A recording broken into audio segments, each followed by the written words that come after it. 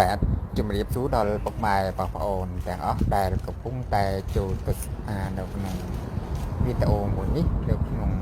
channel លោកគ្រូពៅចាប់សរសៃនឹងចាក់បញ្ចូលវិទ្យាសាស្ត្របាទឬក៏ពុកម៉ែបងប្អូនដែលកំពុងតែចូលទស្សនានៅក្នុង page លោកគ្រូពៅ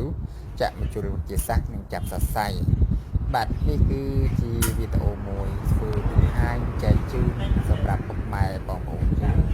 តែគាត់កំពុងតែស្វែងរកការព្យាបាលរាល់បញ្ហាជំងឺឈឺលើសឈាមស្លាប់មួយចំនួនខ្លួនហៅថាជំងឺ stroke កម្រើកដៃជើងមិនបានទុនដៃទុនជើងសោយដៃសោយជើងនិយាយមិនចេញបាទនិយាយបានខ្លះបាទគឺក៏ពុកម៉ែបងប្អូនដែលគាត់មានបញ្ហាឈឺលើឈាមស្លាប់មួយចំនួនខ្លួនគាត់អាចដើរបានខ្លះតែគាត់នៅមានអារម្មណ៍ថាធ្ងន់ដៃធ្ងន់ជើងគាត់សោយដៃសោយជើងគ្មានកម្លាំងលើកកាន់អ្វីមិនសូវបានលើកជាបាទដៃជើងសោយអត់មានកម្លាំងបាទចឹងបងប្អូនជប់បរមបន្តទៀតបាទខាងកន្លែងលោកគ្រូនឹងគឺមានព្យាបាលធ្វើសរសៃចូលឈាមតាមជាតិចព្យាបាលដោយចាក់មជ្ឈវិទ្យាសាស្ត្របញ្ជាប្រព័ន្ធប្រសាទប្រសាទសាច់ជ្រុំខួរក្បាលដើម្បីឲ្យមានភាពកន្ត្រាក់កម្រើកដៃជើងមកវិញបាទ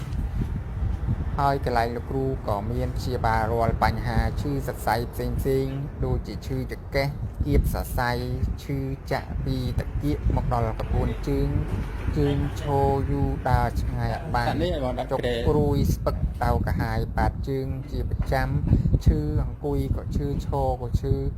នៅស្ងៀមក៏ឈឺបងប្អូនខ្លះគាត់គៀបសរសៃចង្កេះឈឺជាងតែ24ម៉ោងណាបងប្អូនបាទសូម្បីតែឈរក៏ឈរមិនបានដែរអង្គុយបានឈាមឈឺចាប់ខ្លះមែនតើបាទចឹងបងប្អូនជប់បារម្ភបន្តទៀតបើសិនជាបងប្អូនព្យាបាលជាច្រើនមកហើយនៅតែមិនបានគូជាឬយ៉ាងណានោះបាទចឹងខាងកន្លែងលោកពៅមានព្យាបាលរាល់បញ្ហាជំងឺទាំងអស់នេះបើសិនជាពុកម៉ែបងប្អូនចង់ធ្វើការតាក់ទងមកព្យាបាលនៅកន្លែងលោកគ្រូលេខទូរស័ព្ទលោកគ្រូមានសរសេរខាងក្រោមdescription ឬខាងក្រោម caption ក្នុង Facebook page របស់លោកគ្រូបងប្អូនអាចធ្វើការតាក់ទងមកព្យាបាលតាមនឹងបាន